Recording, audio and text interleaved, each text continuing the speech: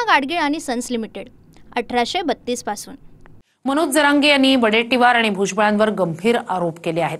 ओबीसींच्या आड राहून वडेट्टीवार यांनी मुख्यमंत्री फडणवीसांच्या विरोधात आणि भुजबळांनी अजित पवारांना संपवण्यासाठी कट रचला असा आरोप मनोज जरांगे यांनी केलाय। पाहूया। उघडं पाडायचं फडणवीसांना ठरवलंय हे त्यांच्याही लक्षात आलं। त्यांच्याकडे बी मोठी यंत्रणा आहे आणि तुमचा गेम होणार आहे। आज अजित पवारांविषयी सुद्धा प्रचंड मोठं षडयंत्र तयार करायला लागलाय। जरांगेंनी वडेट्टीवार आणि भुजबळांवर गंभीर आरोप केलाय। ओबीसींच्या आड राहून वडेट्टीवार मुख्यमंत्र्यांचाच गेम करू पाहतायत आणि आता वडेट्टीवारांचाच गेम होणार आहे असा दावा जरांगेंनी केला। जरांगेंनी दोन गंभीर आरोप केलेत। एक म्हणजे वडेट्टीवारांनी मुख्यमंत्र्यांच्या विरोधात गेम रचून उघडं पाडण्याचं ठरवलं आणि दुसरा आरोप आहे वडेट्टीवारांना आज भेटून मंत्री छगन भुजबळांनी अजित पवारांच्या विरोधात डाव शिजवलाय। या गुप्त भेटीतच 10 तारखेचा नागपूरचा मोर्चाही ठरला असाही आरोप जरांगेंचा आहे। मी बोलत नाही तर हे सुद्धा फडणवीसांच्या आसपास असणाऱ्या मोठमोठ्या नेत्यांचे शब्द आहेत की कसे गेम चालवलेत, कसं ओबीसीकरण चालविलं आणि कसं उघडं पाडायचं फडणवीसांना ठरवलंय हे त्यांच्याही लक्षात आलं, कारण त्यांच्याकडे बी मोठी यंत्रणा आहे।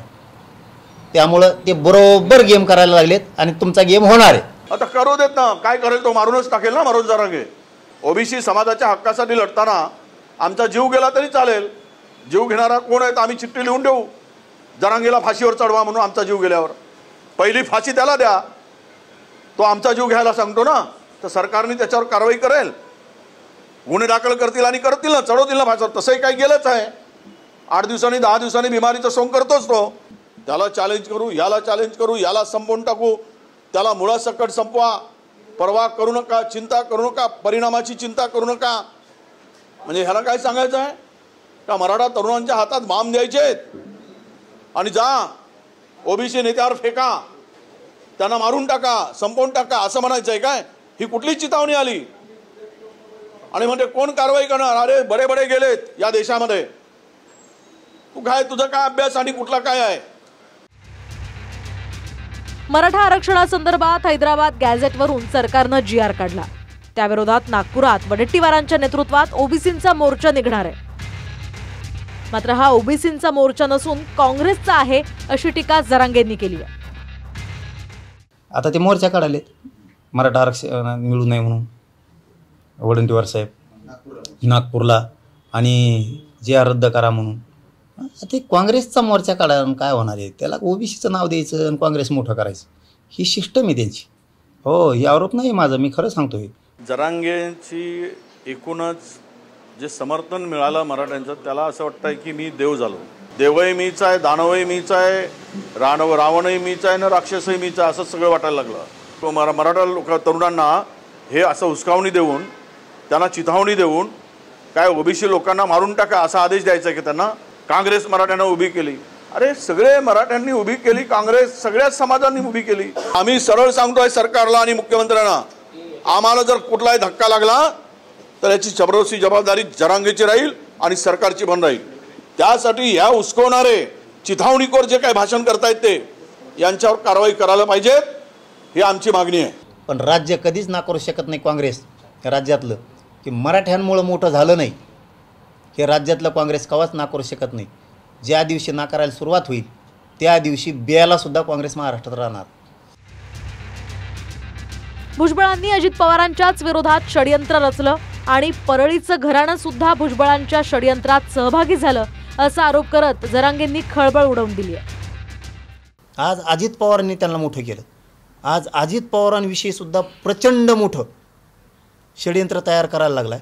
नसता परळीचं घराणं शक्यतो त्यांच्या विरोधात बोलत नव्हतं।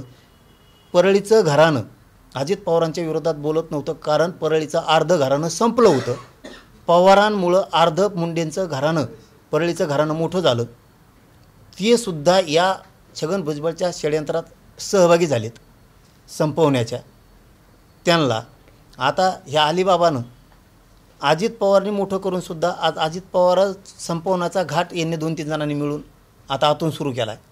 काय ते जरांगेचं काय तो त्याचा अभ्यास किती, त्याचं ज्ञान किती. आता वडेट्टीवार आहे ते उघडपणे मला इथे सुद्धा भेटू शकतात ना, आणि त्याच्याबरोबर संगनमत करून आम्ही आमच्या लोकांना त्रास देणार, हे कसं काय? एवढं त्याला डोक्यावर घेतो मला कळत नाही. तो काही मराठ्यांचा लीडर नाही. मराठ्यांचे खूप लीडर आहेत मोठे मोठे. मागे सांगितलं निवडणुकीला आम्ही उभा राहणार सगळीकडे, ते पण मी त्याला तोंडावर पाडून टाकलं, 4 मिनिटं चिट करून टाकलं त्याला. 2 दिवस तिथे बसून काय तसं आहे, मी काय संपवणार? अजित पवारांना संपवणार? कोणी संपवू शकत नाही अजित पवार. ज्यांनी मंडल आवेग लागू केला त्याच्या पाठीत खंजीर का खूप खुपशिला शरद पवार साहेबाच्या. का रे आता षडयंत्र, फडणवीस साहेबांनी मंत्रिपद दिलंय तुला मंत्रिपदच नव्हतं ह्याक नाही. पण तो तिथं भांडणं लावून दिले दोघांची, गिरीश महाजन साहेबाची आणि त्यांची. तुला माहिती का, मला लय आतलं माहिती झालंय आता, तू लय शेंग आणू नको, गपराय. भुजबळ असो की वडेट्टीवार, दोघांचीही भूमिका जरांगेंच्या मागणीच्या विरोधातलीच आहे. मराठा समाजाला ओबीसीतून आरक्षण नको आणि सरकारनं काढलेला GR रद्द करा, अशी भूमिका भुजबळ आणि वडेट्टीवारांची आहे. पण भुजबळांचं अजित पवारांच्या विरोधात आणि वडेट्टीवारांचं फडणवीसांच्या विरोधात षडयंत्र असल्याचा आरोप करून जरांगेंनी सनसनाटी निर्माण करण्याचा प्रयत्न केला. छत्रपती संभाजीनगरहून संजय सरोदेसह गिरीश गायकवाड, TV9 मराठी, मुंबई.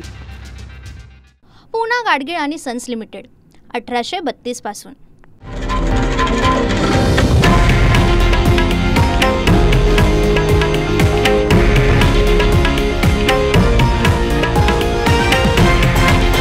हे आहे देशातील नंबर 1 न्यूज नेटवर्क आणि आपण पाहत आहात TV9 मराठी, एकमेव.